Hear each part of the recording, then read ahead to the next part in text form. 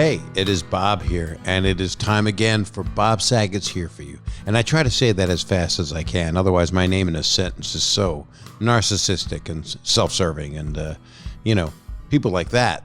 Who needs them right now, right? We got problems. We got trouble right here in River City. We got to take care of each other. And that's what this is about. That's why I want to talk to people. And I've got a friend. That's enough right there. I've got a friend. Really, Bob? No, you don't. Yes, I do.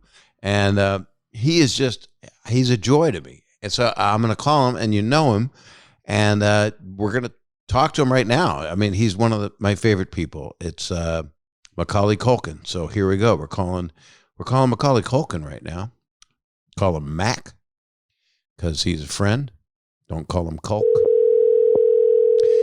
That's one ring. He might be the lucky winner. Get some free dish towels. Hello. How are you? It's good. You can hear me? I hear you clear. You're loud and clear. Okay. Oh, good. Because I'm using a gamer headset. Plugged it into my phone. Yeah, it comes with a little mic. Yeah, I know them well. I mean, I think all of us are more familiar with all that stuff now. I mean, anybody that was holed up in their house before and had video games and whatever. I mean, I'll do anything. I'm painting dolls and stuff. I don't know. I would love to see a Bob Saget doll painting. I'm using glitter and glue. I've got. Oh my god! I never realized you were so crafty. Oh yeah, I love my glue gun. I didn't know. Nice. Remember those, man? You could burn yourself so bad. I didn't know. Oh yeah, no. My lady, she's a fan of the hot glue gun. I use a lot of rubber cement with my little crafting-y kind of things with that. Like it takes a while to dry, but it works out pretty well. Well, I love the rubbers. As a kid, I was making model airplanes, model cars, but I just liked the glue, which you didn't. You can't really say that, but I did. And I loved rubber cement. Yeah. I love the smell of rubber cement, which is like. Mm-hmm. Love the smell of it. I remember in school also, like when you get like the freshly printed out paper, and like you just smell it. I love that. Get that like the toner kind of smell. Yeah. And they don't have it anymore, but back in the day, and I think it was in like Fast Times at Ridgemont High or maybe Breakfast Club, Mimeos. I don't think Mimeos are in Breakfast Club, but there was always a comedy scene where all the kids would get their the test form and they'd sniff it because the Mimeo kind of got you high. Yeah. I think that's from Fast Times. Yeah. A lot of good stuff is in Fast Times. I mean, Phoebe Cates, you say that? I think I watched it the first time. I was too young. I was just way too young when I first saw it. And then and I saw it when I was like 10. And then I saw it again when I was like older. I'm like, oh, okay, this makes more sense to me. Yeah, but it's a little too early, I think. But I don't know how I tripped upon it. But your 10, Mac, is other people's 40. I mean, you've lived like 9 lives. I guess I didn't relate to Jennifer Jason Leigh, I guess, all that much at 10, but yeah. Good point there. Struggle. Good point there. Yeah, her struggle is a struggle that exists to this day. Well, let's not go there. But let's talk about how you're doing something wonderful. You're still doing it. I was lucky to be with you on your Bunny Ears podcast because it's just you being a sweetheart and just being a really caring, fun person and a good friend. And oh yeah. Well, thanks. I mean, we've been on an extended hiatus. Obviously, I'm concentrating on making jerky, and I pickle everything now. I'm Mr. Pickle over here in this house. You ought to make it. You should make a deal. That's where my energy has been going. You need like a mini mart deal because all they want is like pickled eggs. I used to buy pickled eggs when I would stop at a truck stop, and all they do is give you diarrhea. I don't understand. Yeah. I love them. And actually, I made first batch. I made it with like malt vinegar, and my lady hated it. And she never had a pickled egg before. So I was like, oh, let me try one with a white vinegar kind of thing. And now it's all she wants. Like they take about 10 days. So right. I'm constantly putting a fresh jar in, for just so I know that dozen's going to be gone in the next 10 days. I'm going to do this. My wife is an amazing cook, and I think pickled eggs would make her really happy. I mean, she like loves pickles, loves eggs. The dad joke version would be, I wanted to get a pickled egg, so I got a chicken drunk. That would, Hey-oh. but you can't even see. That's not even a joke because pickled to no one of Gen X, millennial, and what's the new thing? What's the younger than millennial? Oh, I don't know. Generation Y, the Pepsi generation, something like that. They're all going to be asking themselves, Generation Y, why? Yeah, exactly. Why did I have to come up during World War Z? Yeah. No, anyway, the pickled egg is pickled. They're predicting a baby boom in like 9 months. Oh, for sure. Because everyone's just at home. Yeah, everyone's just at home making babies. Alcohol is up. Prescriptions are up. Which means anybody that needs help, they can get themselves a Viagra or something similar. And I don't know if that helps you launch babies or not. I think it just makes it seem more impressive. And you're not a guy that would need that because you're a youngin. But Yeah, I'm young and virile still. Yeah, me too. And I actually sometimes get like a pipe cleaner and some duct tape if it's not staying up. Nice. Yeah. You just use it as a little hair thingy and just kind of switch it around a couple times. A scrunchie. Yeah, some kind of scrunchie. Yeah.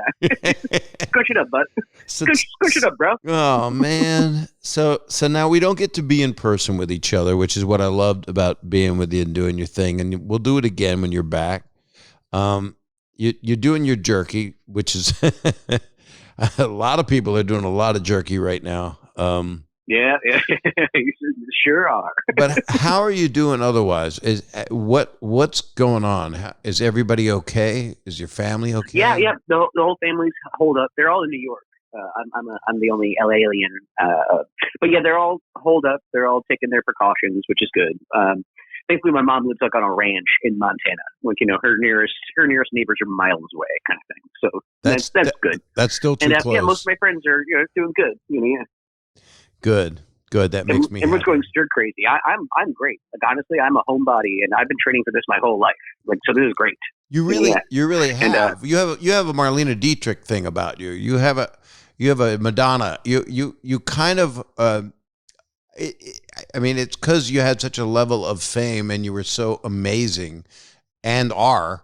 But I know what it's like to have fame. From the Full House show and the video show. And it just got to the point when I was done with them, I just started directing stuff. I didn't want to be on camera. I didn't want to be around. And then I just kind of... Yeah, you really work it out of your system. Yeah. It's like, okay, I got that. But you still are doing great act. I love the thing you did with our friend Seth Green. Changeland. Yeah, it's really a sweet movie. Really, really sweet. Have you had him on yet?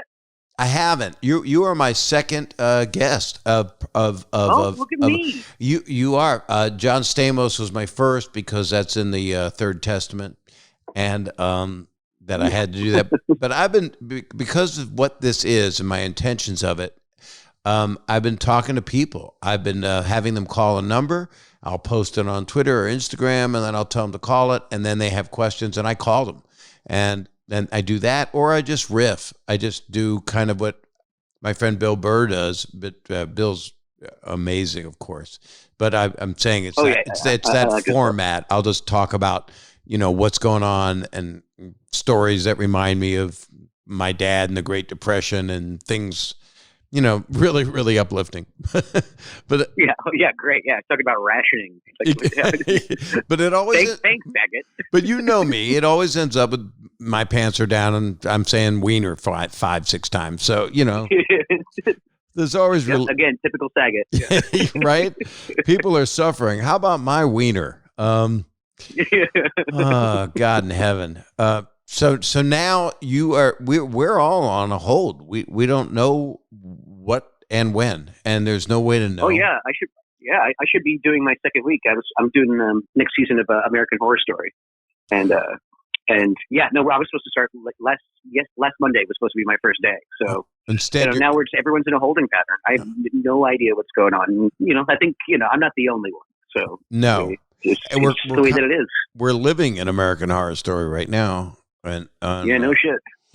But that's really cool. I can't wait to see you on that because we are going to come back from this. You know that. Yeah. I just So get it doesn't weirded matter. out. Honestly, if everyone just stayed home for 2 weeks, this thing would be over with. Yeah, they won't do it because a bunch of states don't think it exists or it will affect them. Do you have a live cricket? Yeah. Is someone Yeah, sweeping? no, I live with a hypochondriac germaphobe with OCD. So we've been in quarantine for about 6 weeks now. That's hilarious because I literally. Do you hear that? That's an interesting scratching sound. Oh, I know what it is. Hold on, it's my stupid bird. Oh, it's your bird? Yeah, he's squawking in the background. What kind of bird is it? I don't mind. I don't mind a bird.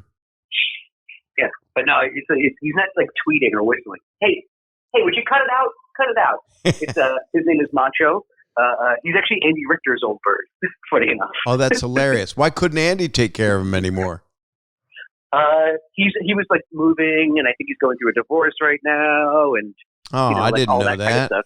Oh, I'm sorry to hear that. Yeah. So his life is like a little bit in flux, and so you gotta prioritize. So Well, probably go ahead. Oh no, actually, it was an excuse to have him on the podcast. I was like, come on over, like visit your old bird. So so that's I enticed him to be on my podcast to come to my house and go hang out with the bird. Well, if you're and he totally shit on his shoulder too. It was great. Does it talk? Does this bird talk?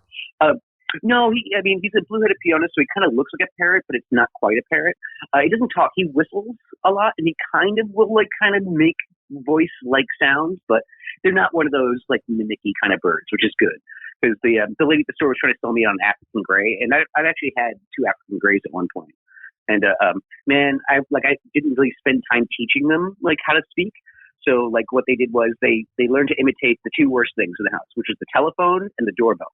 And so I was constantly opening the freaking door, expecting someone to be there. It was goddamn birds, and I kept on picking up the phone and saying hello. Like, it was the worst. It was the worst, yeah.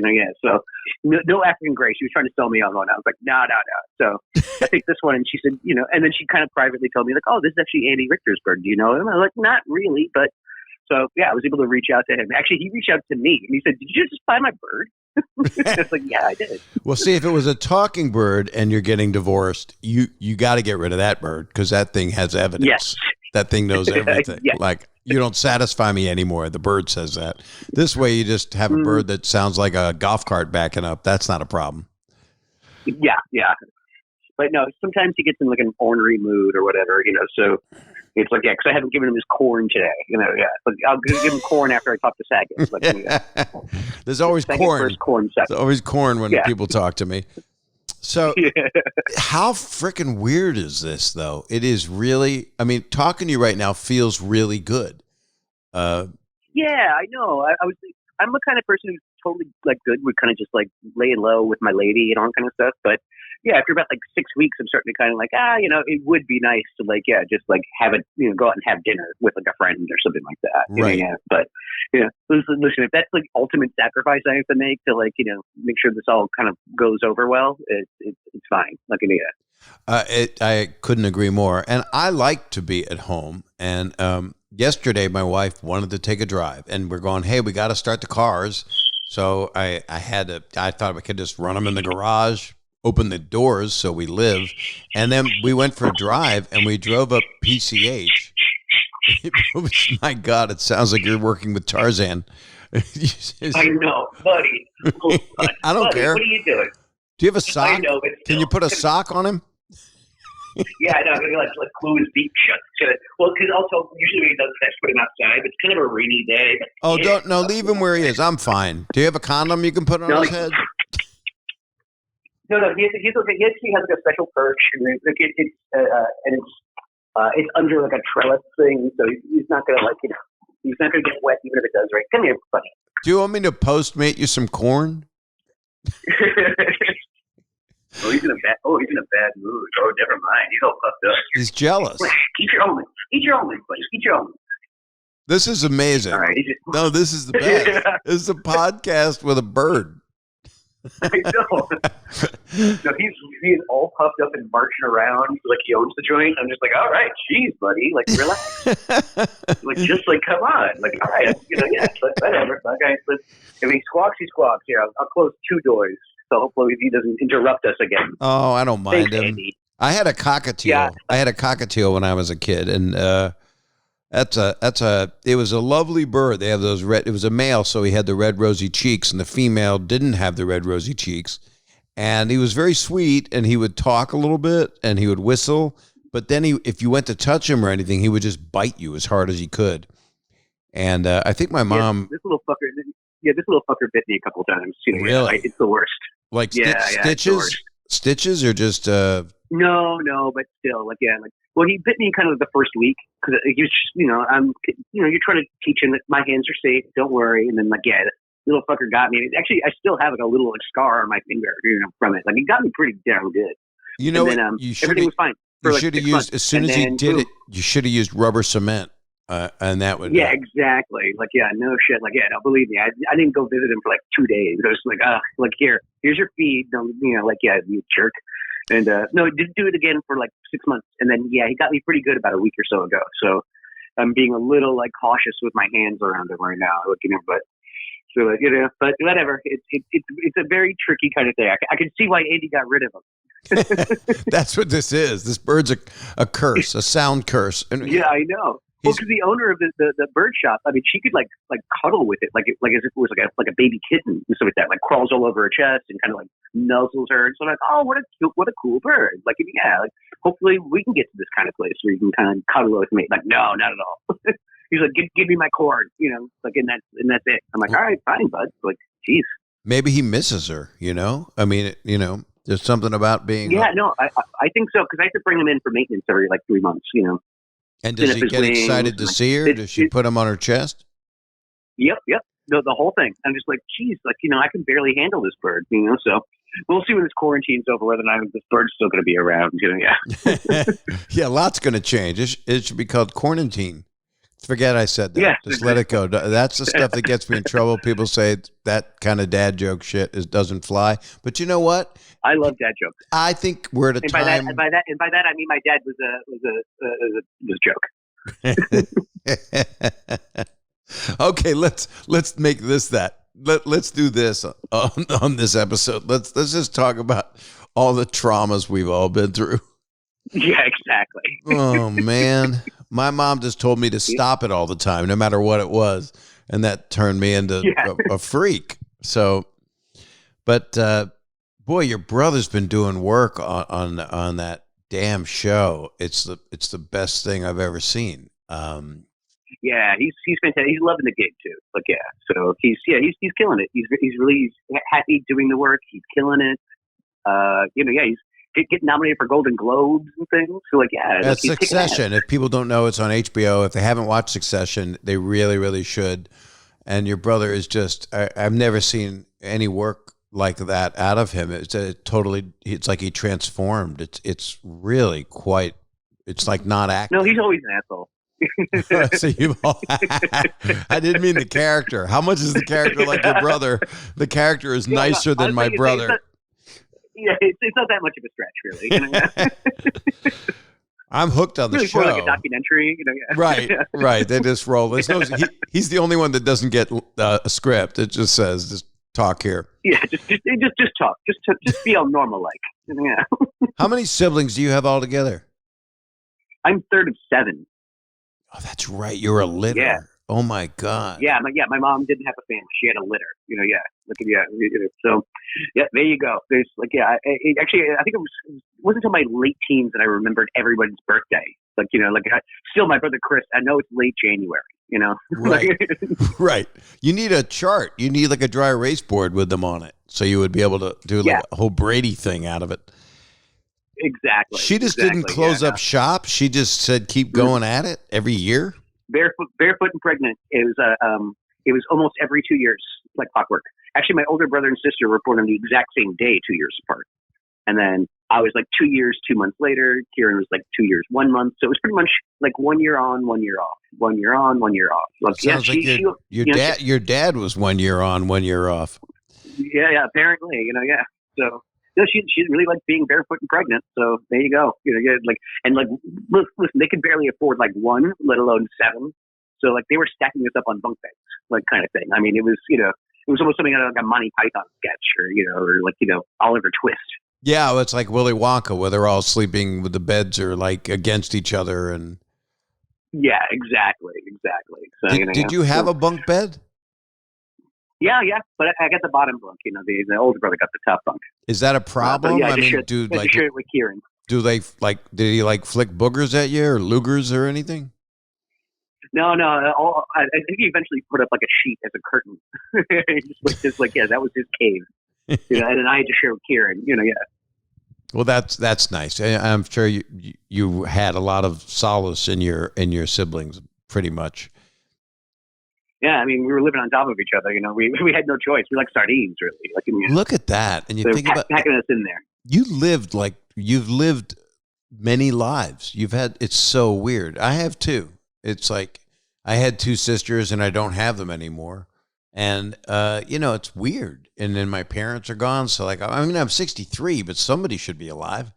I lost a sister as well. I'm sorry. Almost 12 years ago now. Yeah, right. Well, you understand. Look, it sucks. It sucks, and it's weird because I know people that are going through it now or have gone through it, and there's different stages of grief. And I would ask my mom about it, and she said, it never really goes away.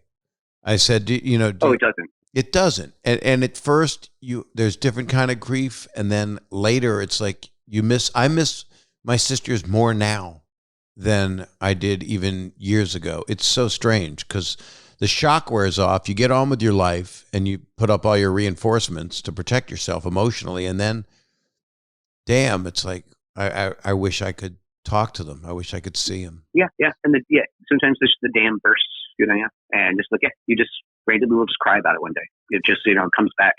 It's funny when it comes to the stages of grief. The first stage is denial and the last stage is acceptance. And those two things is more like a circle, because you can really, sometimes you think you've accepted something, but you're still denying it, And so it's a very slippery slope. It's more like a circle than it is, a straight line of grief. Did you say of grief or of a queef? Because those are two different things. Of a queef. See what I do? See how I try to help? So I see. Look at that. I already feel so much better. Well, I'll tell you something really. You fixed it. I have two daughters that live in New York, one in Brooklyn and one downtown, and I've been pretty concerned, because it's really hard, and I have fears, but they're very smart and they're protecting themselves and being safe and staying. They can't believe the people that don't respect social distancing, that are just bouncing into each other on the streets and stuff. But they sent me a picture this morning, and there were doves all around. And before my mom passed away, and I talked about this in my last stand-up special, she told me in the hospital, that she was going to come back as a dove. And the reason she said it was there was a bar of Dove soap on the nightstand. And so the joke is, oh, great, she's doing death improv. This is what I need. But she said she was going to come back as a dove. And she said, whenever you see a dove, that'll be me. And I said, please don't do this, Mom. Because I'm scared of doves. But my daughters, both daughters from two different parts of the boroughs sent me pictures of doves outside their window. And I went, oh, this is really good. Your grandmother is here and she's going to save the city. She is. Yeah, exactly. She's looking out. She is. Speaking of looking out, we're going to take. That's very touching. This is all touching, and people can do touching because we're going to take a quick break and come back with the very handsome and beautiful Macaulay Culkin.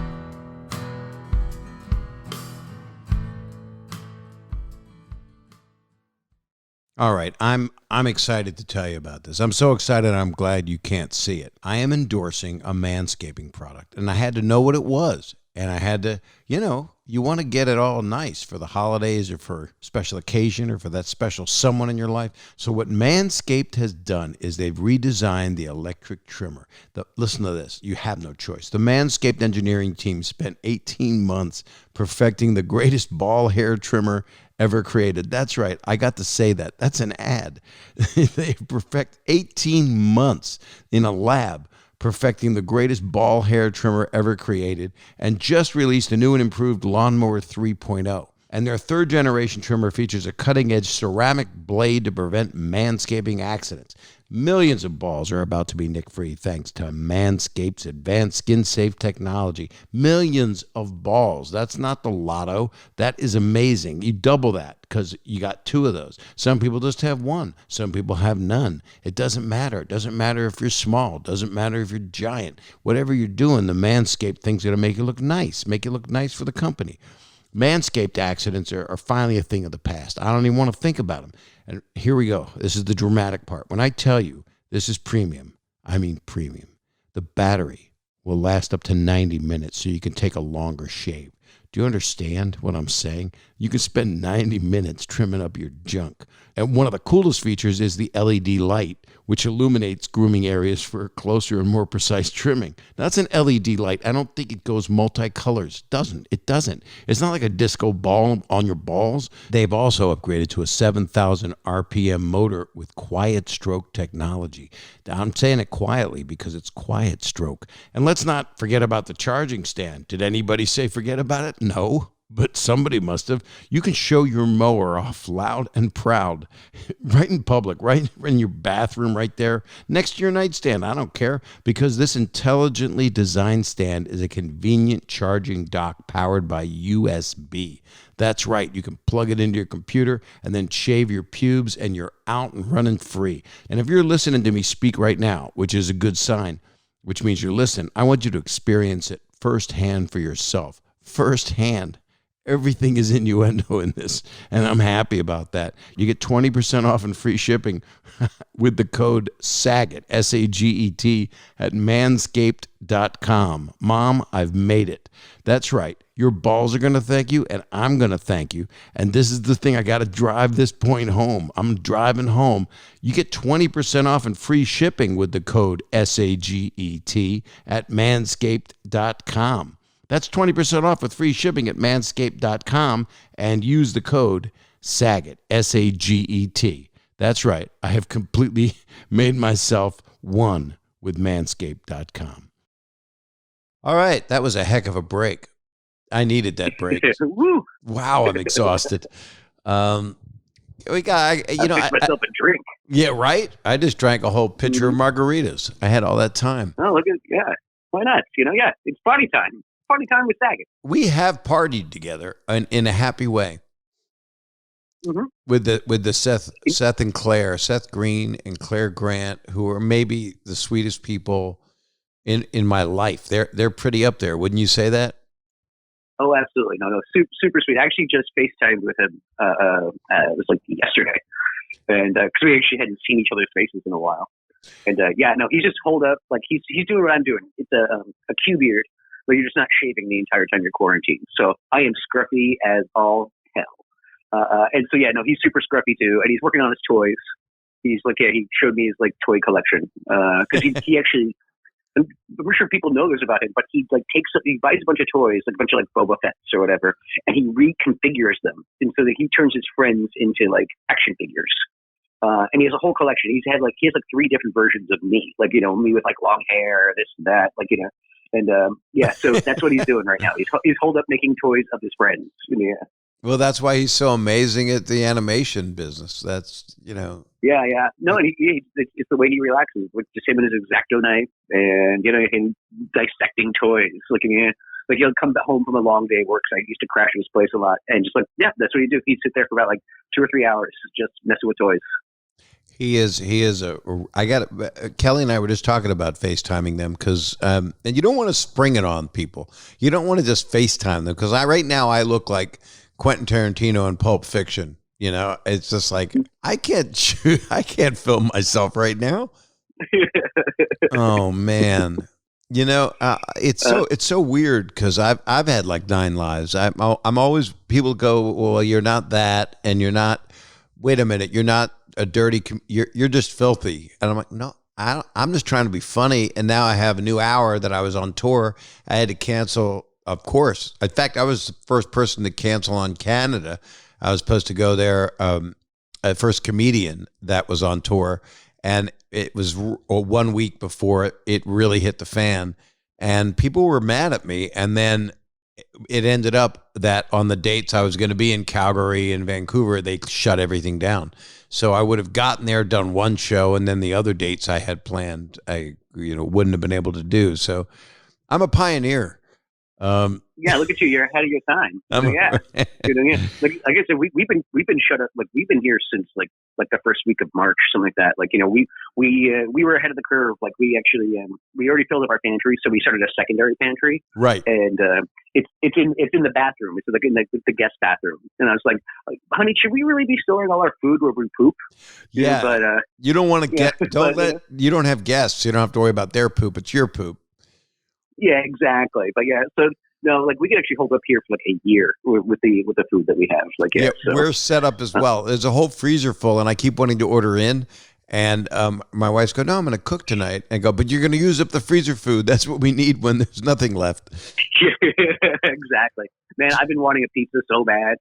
Dude, you can get it. I mean, they just say, it depends on where you get it from. But there are people that you can order from, and they leave it where you tell them to leave it. No, exactly. But believe me, like I said, my lady, like just like we actually got like a big food delivery, got some fresh produce into the house the other day, and for some reason they needed to scan my ID, and I was like, "You're not touching my ID, like just like you got to be more than arm's length away." And so she has this great picture of me holding it up to the window. That's hilarious. Held it up to the window, and so he's trying to scan my ID through a piece of glass. Look at it. I was like, "Yeah, no," like, and she actually like she actually was like in the far side of the house when this was happening. Like she is that deathly afraid of like this whole thing. Yeah. It's also her mother's staying with us, and she's immunocompromised. She's like a 4-time cancer survivor, and so so she's holding up with us too. So we got to take everything like doubly seriously. Has that been difficult, or do you get along well with her? Oh no, we get along famously. Yeah, that's horrible what she's been through.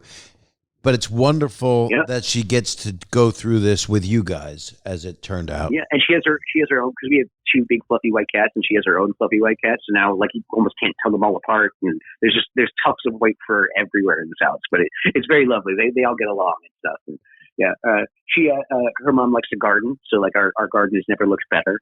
And she's OCD about like cleaning, like like my lady, she'll like clean up the kitchen, and then like 5 minutes later, her mom's in there cleaning up her cleanup. It's like, so the place is pretty spotless, and the yard looks great. So, maybe the cat is the solution to the bird if the bird goes over the top. No shit. No, I had my brother Kieran over, and I let the bird like hang out with us outside when we were out there, and he goes, "Oh, these cats." I have one cat in particular who just eyeballs that bird, and you could see the whole time he's just walking back and forth across the window, and like a caged beast. Kieran's like, "Oh, that." He's gonna get that bird someday. It makes you think, honestly, of Sylvester and Tweety Bird, because who of course were both done by the same guy, Mel Blanc, and that cat that wanted to eat that bird, and here we are, 5 years old, watching. Every generation got a hold of the Warner Brothers cartoons and Bugs Bunny and everything. Oh, your bird knows we're talking about him. Yeah, I know. He's doing it again. No, he really knows. Little bastard. Yeah, he knows. He knows. Oh, he knows. But it's so funny that this Tweety Bird was being all cute but really precocious, and this cat was literally going to eat him, and he had him in his mouth. It was a precursor to the whole animation world we live in now, where there's a ton of violence and weird stuff. But it was really ahead of its time, those cartoons. Oh, I love that. That stuff translates so well when it works when you're a kid, it works when you're an adult. That stuff, it's almost sad that you don't see it like more like on like I don't think a lot of kids are actually watching like Looney Tunes. Like I was raised in the 80s, even I was raised on Looney Tunes. Well, you don't really see it a whole lot nowadays. It was pure comedy. I mean, Mel Blanc, the writing was written up to people, and the kids could get what they wanted, but it was kind of like, I don't know, well, South Park or Family Guy, I guess you can watch it with your kids, but it's too much really for a 5-year-old if you want to not have them ask what's a blank and a blank and a blank and all that stuff that they cleverly get away with. But those, that is a loud fucker. I know. It's hilarious. He could be a. Honestly, sometimes I just do that thing where I just open the door and I'm like, "Would you just?" Like I feel like my own mother, you know. It's like, "Would you just cut it out? Would you?" Oh, fuck up on me, you freaking jerk! Quit! I gave you almonds, all right? Eat your almonds. That's my favorite part. That's going to be the clip we use to promote this. Eat your almonds. You fucking jerk. You little shit. You fucking asshole. Come on. I'm going to choke you. I gave you almonds. What more do you need?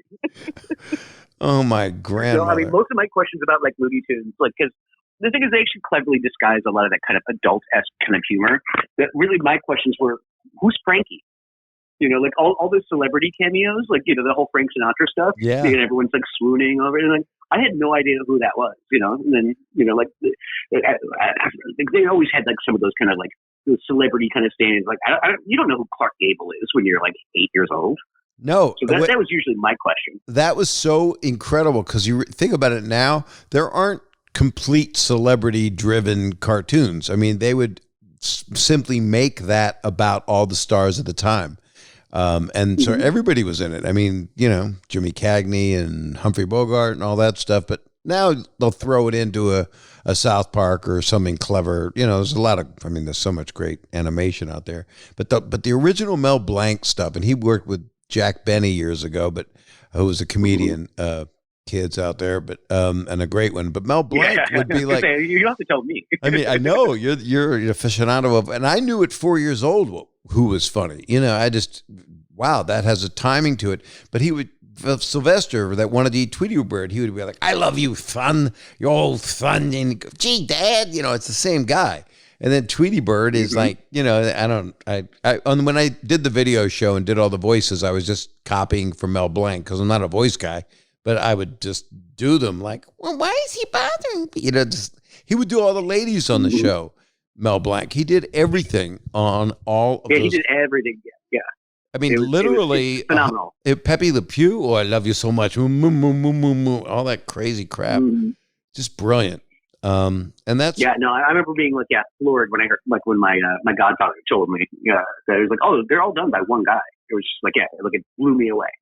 And he was a regular on the Jack Benny television program, as well as the radio show, which was a billion years ago. But the TV show still exists. It's findable somewhere. And he's got like real thick bags under his eyes. So he didn't really have a face for television, but he kind of did because he was a funny character. But a lot of the characters that he would play were what we consider now profiling or even racist by some standards. Because he was also Speedy Gonzales. I was just about to say, you don't see Speedy Gonzales cartoons anymore. No, they kind of like wipe that from history. It's the Warner Brothers Song of the South. Yeah, or Yosemite Sam, which you do see a lot of. Oh, I hate that rabbit, you know, and he's just some crazy. But Tasmanian Devil is just funny no matter how you look at it, and these are classic things. And I don't know. I think people are looking for any refuge right now, and. Oh man, listen. We're already running out of like true crime like podcasts to listen to. Me and the lady, like we are watching 80s and 90s infomercials now. That's what we fall asleep to. Like, you know, like the Set It and Forget It, the Rum Papil. Yeah. Like the Showtime rotisserie grill. Oh yeah, the 5-in-1 air fryer. Saw it. Are you buying it? Are you buying all the stuff? No. Okay, I looked up how much a Showtime rotisserie grill is on like eBay. It's like $600. That's terrible. You know, it's not 3 easy payments of $13.99 anymore. You know, it's. Well, I think the worst one of all time is the 1-800-CARS for kids. That commercial should be removed from the earth. And honestly, every time we drive by a billboard with it, because we live relatively near one of those, it just, the song gets stuck in your head for like the next 2 hours, and it's just.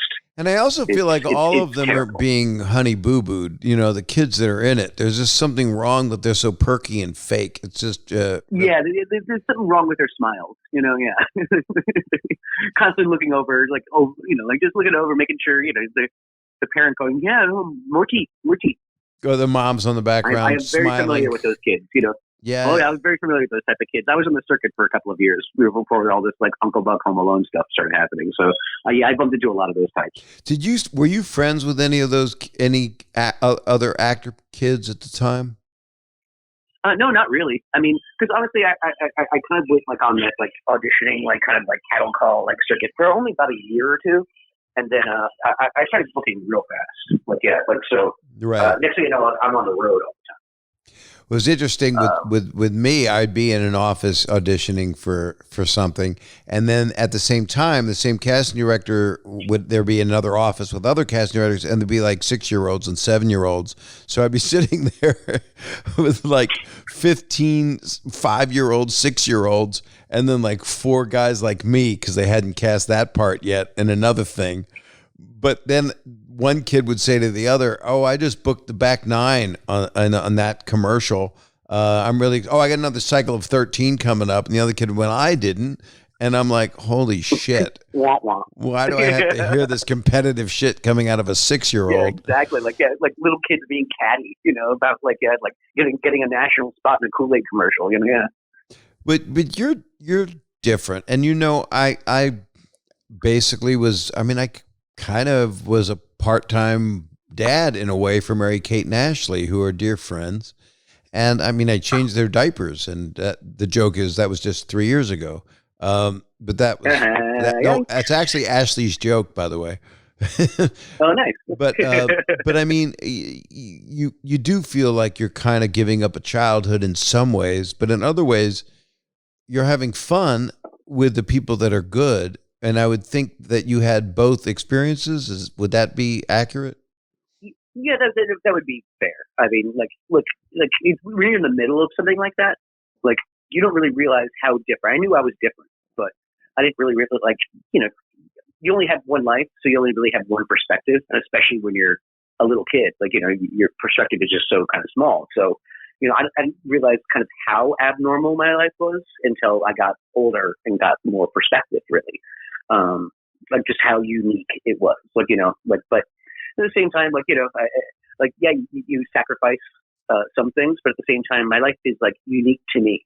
We're always told when we're growing up, or you always hear that kind of thing. We're all delicate snowflakes. We're all unique and stuff like that. I definitely feel that. Yeah. What I'm trying to say is I'm a snowflake. You are. Just don't melt because you're perfect as you are. Yeah, exactly. But I think. So I appreciate my upbringing. Yeah. Well, you also have a very special. I hate to say the word soul, but you do. You. There's something about you that exudes light to me, and we only started hanging out because of Seth and Claire. I saw you in Hand of God on Broadway. Yeah, you came to see me in that. Wasn't that an amazing play? Yeah, it was great. That was fantastic. Because I didn't know, I went in there completely cold, which was good. I like actually seeing especially plays and things like that cold. I was surprised because I didn't know where it was going, and it could just get weirder and weirder and weirder. And I was like, oh, this is great. I didn't fall asleep. That's for sure. No, it was I guess you'd call it an R-rated play. The producer, Kevin McCullum, is a dear friend, and I had done Drowsy Chaperone, filled in for a bunch of people that played the main guy in that. Bob Martin is the main guy. But then I closed it. I'm a closer. And then Hand of God, Mark Kudish had the role that I had, which was a minister, a Lutheran, a pastor. And some people didn't know it was me because I wasn't the guy firing off the snarky one-liners or anything. I was just I was kind of the only normal person in the play, really. Playing the straight man? Yeah. Kind of, but the cast and the writing of it was another level. It was just, and Stephen Boyer, I'll just tell people real quick. It was a Sunday program for kids to use puppetry to help them therapeutically, to get out their feelings. And the puppet on the main character's hand turned into a demonic character and a violent character and a vile character. And 5 incredibly talented actors. All of them are working everywhere now. It's really wonderful to see.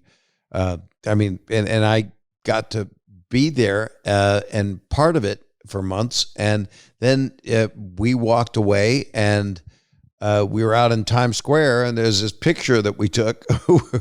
We're all just kind of some perfect selfie moment. But I just had such a great time, and I felt like we both felt like we'd known each other anyway. Yeah, it was definitely kind of like almost like we picked up where we left off, even though we never left off anywhere. It was right away. We got along famously. I mean, and we had a really nice dinner. I forget where we went. It was it was almost like a townhouse or something like that. It was near Orso's or Joe Allen's or whatever. Oh yeah, we went to I think we went to Joe Allen's, or we went to the place. What's the place next door, or like up those stairs? Up the stairs is oh my God, it's the one without the sign on it. Yeah, exactly. That's what I mean. It's so like innocuous looking in. Why can't I remember? But but we had a fantastic dinner and stuff like that. It was good stuff. We ended up exchanging numbers. We did, and then we became text buddies, and then there you go. And there you have it. Now I'm on your podcast. And I was on your podcast, and you're on mine, and we also had dinner and Dan made his fried chicken, which was exceptional. Oh yeah. There were a couple of occasions where we got to hug it out. Yeah, we're eating together. Yes. You know what? I'm going to take one more quick break, and then we'll come back and have our last time talking to each other just for this moment, because now I miss you already. So we'll be right back after these incredibly important words.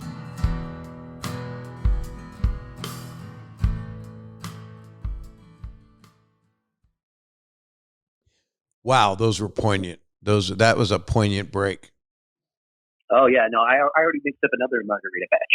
So, yeah, I just ate I just ate a pot roast and a pizza. Oh, nice! Look at you. Yeah, I can't wait to poop. Isn't it weird that we do laundry, all the stuff that? Do you have a person that cleans up normally, or do you guys do the place yourself? Yeah, it's my girlfriend. That's she's always picking up after me. Yeah. That's nice. I actually have a housekeeper that I've had to, unfortunately, she can't come here, which is upsetting. And so every 2 hours I'm doing laundry. I didn't know I wore that much, but you don't want to have the same clothes on too long after a while, because then you realize, well, what if I touch something that I didn't think someone else might have touched at some point in my home or something? I don't know. My lady, she was she was polishing her jewelry. She goes, I miss wearing jewelry. And I was like, honey, I miss wearing clothes. That's kind of like where I'm at. I honestly, I haven't wore a pair of jeans in 6 weeks. It's all straight pajamas, from now on, which is normally how we spend all this time. But I feel like I'm going to feel really constricted when this is over. I'm wearing all this loose fitting stuff, and I feel like I'm going to be choking on my own clothes after this. You might need to make face masks out of some of them. I mean, some people are saying that cloth is the best deterrent to the drop. Go ahead. There's a great video of somebody making a face mask out of underwear, like boxer briefs. Yeah. Where they kind of twist and they put it over their head and stuff. And I was like, it's actually kind of clever. I was just talking about that. Sacrifice some underwear. We did a thing for comedians that are a telethon for comedians that are struggling, and because of the COVID-19 in different ways. I was going to say, because there's a lot of struggling comedians out there. Just yeah, it's comedygivesback.com is what it was, and it was really. I did a bit about wearing my underwear, but it was used underwear. And so when I took it off, my breath smelled like crap. And so I knew that semi scored when people on Twitter didn't say, that's just a shitty joke. I hate you. But it is a shitty joke. It is, exactly. Yeah, because poop. I second that. But the thing is, though, I don't like the haters. I don't know what to do. It's like I want to stay on my social stuff, especially now. But then someone just says something so mean. Do you deal with that ever? I mean, yeah, sure. There's always like crackpots like that. First time I heard about like Twitter and all kind of stuff, I was talking to a friend of mine, Adam Green, and he said, "Oh, Twitter's just a one-sided conversation." I was like, "Oh, okay." Like now, I kind of understand it. I mean, I use it more like anytime more as like a promotional tool. Occasionally, I come up with something funny and I'll put it up there or something like that. Like I just declared for the Harlem Globetrotters draft for this year. Wow. So wish me luck. I hope I go number one overall. Good luck. But yeah, so I don't really read the comments for the most part. Like I said, like it's more about talking at people really than it is about, like, for me, rather than engagement. I do that, and then once in a while I do the engagement, but then, I'm married, so why get engaged? But then sometimes, hey, where's the drum when you need it? But I actually, I do block people if they're like, you're not funny, I hate you, Jewish people, block, it's just weird that there's so much hatred, but I do think that something about this pandemic is bringing people together in a different way. I do think there's something oddly, I don't want to say wonderful because people are dying, have died. I mean, a friend of mine's But mom, you try to see the bright side of these kind of things. Yeah, like the Chinese have the same word for crisis as opportunity. Yeah, so it's like, crisis-opportunity. That's what it's called. There's humor in there that we can't do, but because it's not right. But there's going to be. I know where you're going. But I mean, I think the training for all of this has been all of the pandemic and annihilation movies we've seen. We between Outbreak and Contagion. Yep. any flesh-eating virus zombie type thing, I mean, we're not in good shape because so many people are losing their lives, and so many people are going to have impossibility coming back to this normal, whatever it will be. But it also, I think, will strengthen us for the next whatever the hell it is. But it's just we were not prepared. It's like going on a date and not having protection. Yeah. That's exactly. It's the most wearing sandals. Yeah, sandals and socks. Wearing sandals in the thicket with snakes. That's not smart. Yeah. But no, there is a way to like I said, there's nothing wrong with looking at the bright side of some of these kind of things and things that the canals in Venice are clearing up.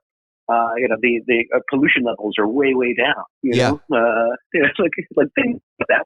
Sure, and the booze is free flowing. But the people are saying, a lot of people are saying that once it's over, then we're going to end up doubling our pollution because everything's going to come back so strong, Yeah. Well, let's not think about the future, huh? The good news is we have a future. We have one, and exactly. I think that's the most important part of this whole thing.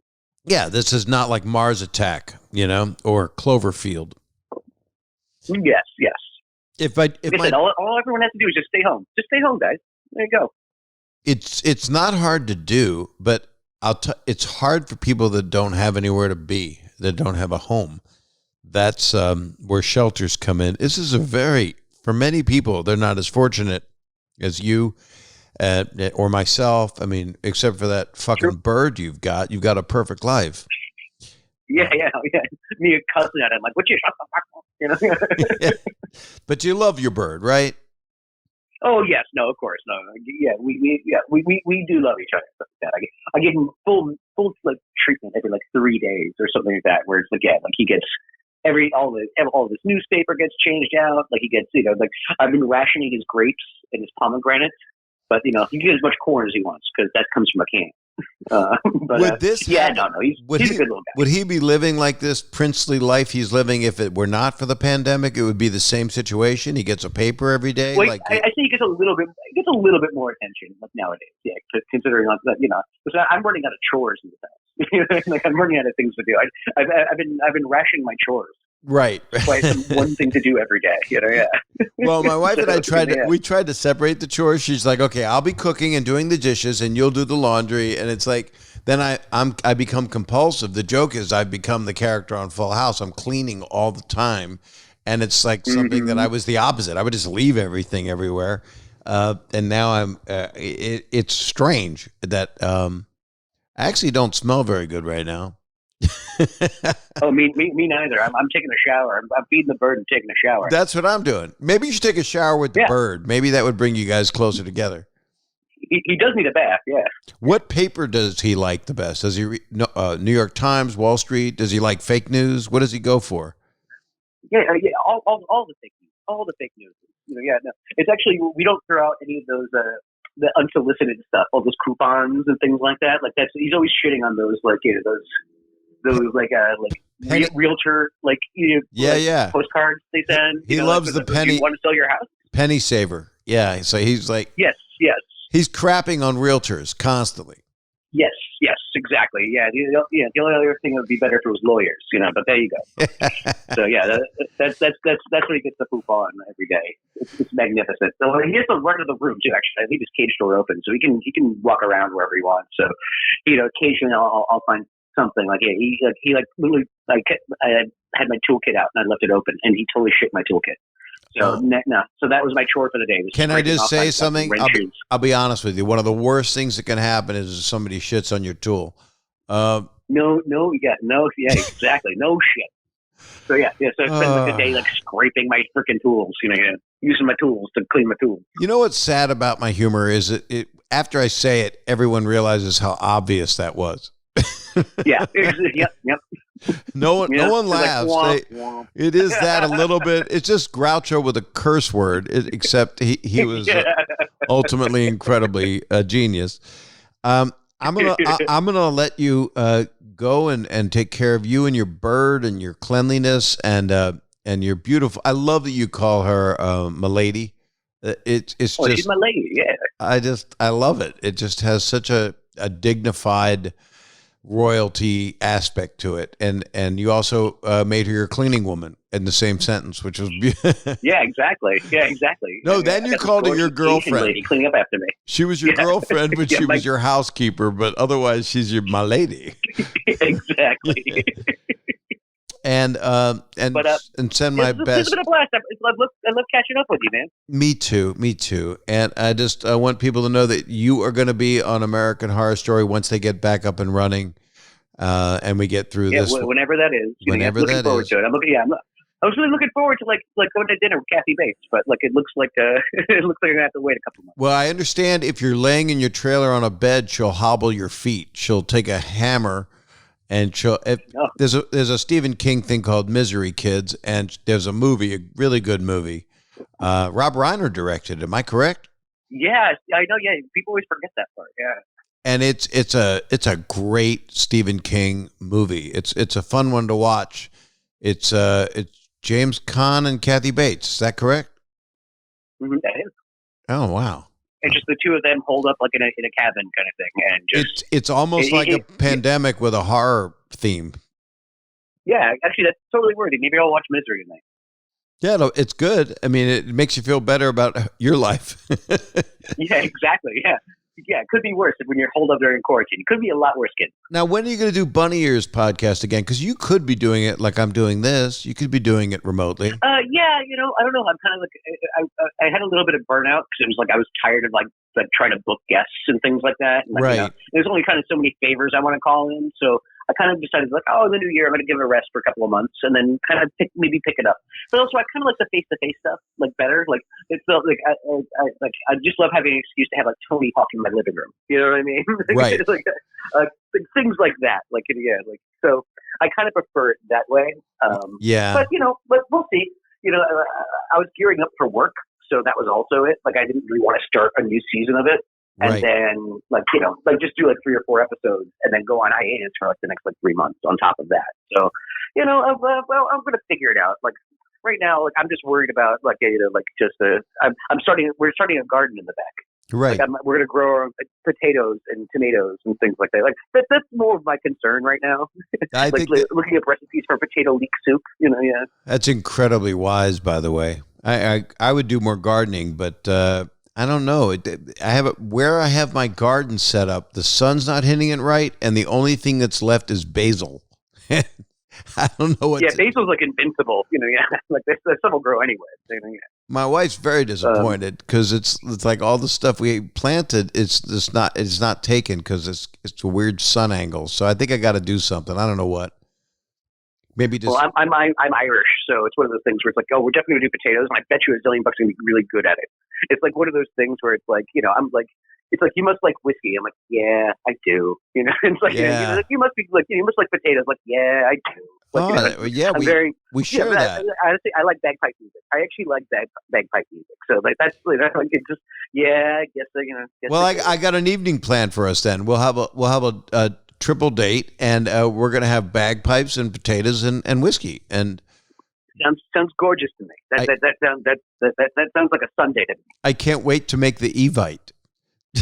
Yes, exactly. Beautiful. Well, Mac, take care of yourself. I love you, man. Yeah, I love you too, brother. Like, yeah, can't wait to see you in person. Me too. Stuff like that, and don't be a stranger in the meantime. No, same here. Same here. We'll be in touch. Lots of love and stay healthy and take it easy, man. Yeah, later, dude. Thanks so much. Talk to you later. Bye. Bye. Now, what a sweetheart, right? What just a sweetheart. That is what people should be like. The man is going to go and do some gardening, and he did not. He verbally yelled at his parrot, or not a parrot, whatever the hell it's called. I forgot the name of the bird because I get confused. All birds kind of look alike after a while. I heard that from a guy I was in prison with. I don't know. I just love him. And I'm really glad I got to spend this time with him.